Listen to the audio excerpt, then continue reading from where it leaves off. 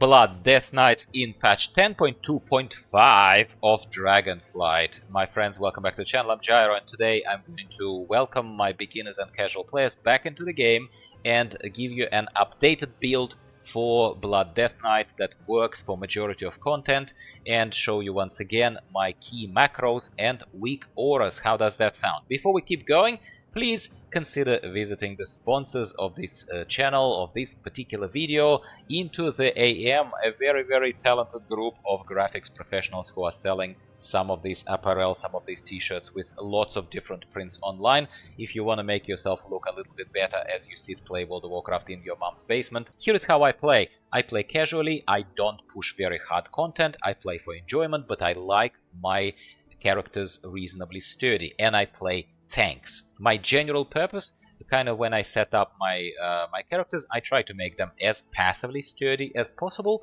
and I try to reduce the amount of buttons, extra buttons, even if it comes at some utility loss wherever I can. So with that disclaimer out of the way, here is the build that I am currently using, and you're welcome to go to the description of this video and import the string if you would like anytime. Okay, so I will just highlight the key things because the rest of it you can import. What am I focusing on here? So on the left hand side, I think that still the best utility, the best generator for your bone shield charges, the defensive, you can use it offensively, you can use it defensively, cooldown, remains the Abomination Leap, the slappy hand.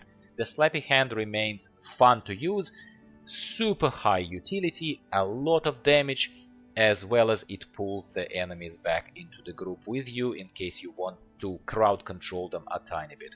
And like I already said, it also can be used defensively because it generates bone shield charges, and bone shield, as we will remind ourselves in a second, is exactly how we stay alive most of the time as Blood Death Knights. Okay, so that is the left hand side. On the right hand side, we are once again taking as much of passive stuff, not extra buttons, not extra cooldowns as possible, other than two exceptions. It is obviously the Dancing Rune weapon, because the output of, so first of all, increase of parry is fantastic, you can use it defensively, but it also adds to the attacks in case you want to pump out that little bit more DPS sometimes as a tank. Fine, works as well, works quite fine as well.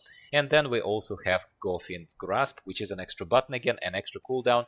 But once again, when the enemies, especially in a place like Nokkud Offensive, start running around everywhere, using it on a 2-minute cooldown, okay, not all the time, but it can pull them back in. It's extremely satisfying and very crowd controlling, especially when you're playing not with dummies, but with real characters, with real people behind the steering wheel, so to speak. We absolutely need Purgatory if you are doing somewhat challenging content. If you are even dabbling into mythics, I'm not even talking mythic plus 10, mythic plus 15, because that's not what I do. But if you're doing any remotely challenging content, Purgatory, in my humble opinion, is mandatory for Blood Death Knights, especially because spikes of damage are coming for Blood Death Knights. It's not one of those slow and steady tanks. I'm not talking about the movement, I'm talking about how the damage comes in. It comes in spikes, and in this particular case, you do need to have a little bit of a, oh crap, passive, preferably, situation, which exactly this is.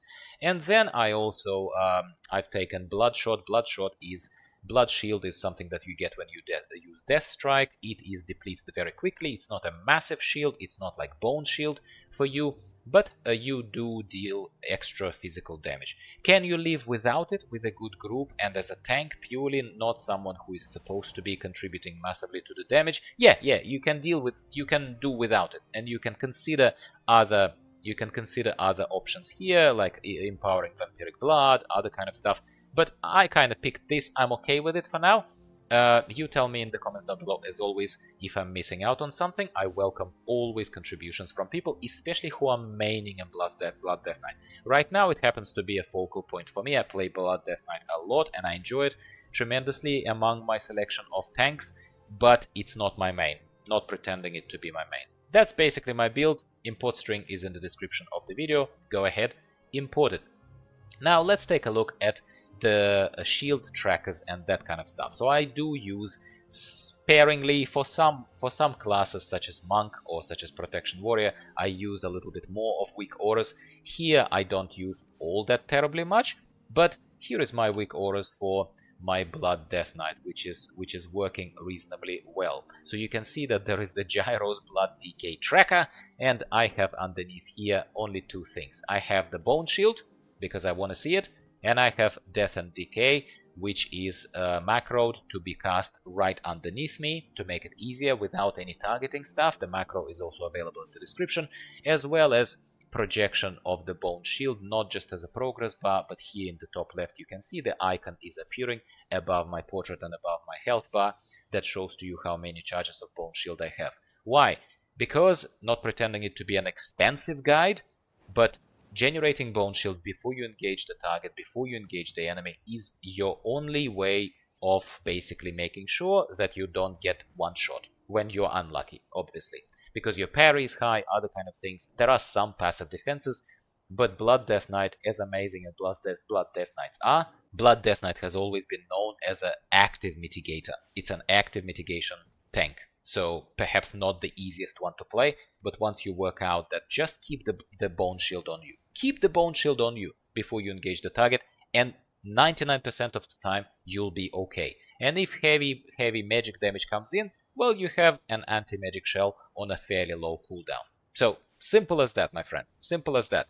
So, in this particular case, one thing that I'm gonna say that was not obvious to me at the beginning when I played Blood Death Knights, and that's where I died many times, embarrassingly, with the group, it was before the follower dungeons were there, and there is no embarrassment there, obviously, is not using Death's Caress. That is a mistake. So I will tell you straight away a tip for a complete beginner, perhaps, who's considering a Blood Death Knight, and hopefully this guide helps you. If it does, don't be shy, give me a like, okay? Goes a long way. But Death's Caress should be on your bar and should be used every time you are engaging an enemy, basically.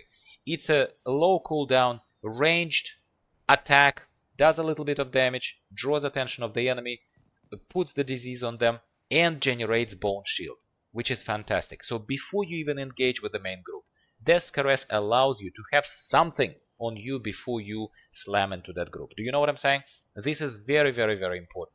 So use Death's Caress, then use Marrow Rent, continue generating Bone Shield, watch your indicators there from weak auras that are going to show you that Bone Shield is on you, hopefully. And then the rest of it is, well, I'm using Blood Boil, as you can see, most of the time, and I'm using Death Strike to generate the Blood Shield and to get a little bit of healing back, so get a bit of health back. Very, very easy.